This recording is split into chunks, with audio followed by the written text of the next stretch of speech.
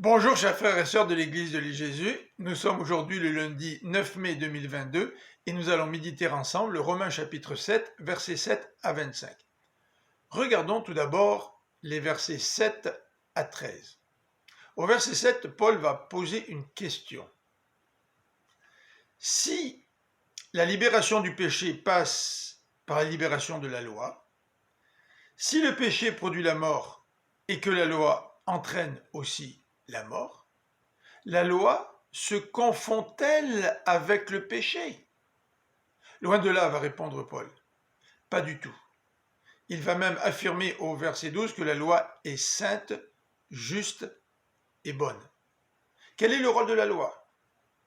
Paul le décrit au verset 7.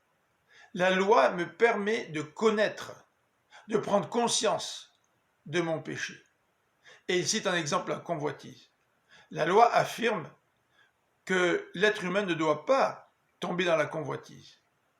Et si je commets ce péché-là, automatiquement, la loi me montre ma faute.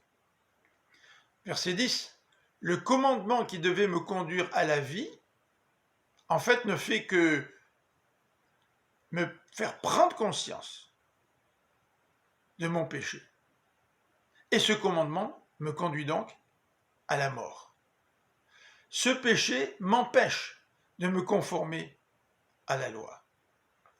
Dans les versets 14 à 25, Paul va montrer que l'être humain, malgré son amour pour la loi de Dieu, se découvre esclave, il se découvre pécheur et il se sent coupable.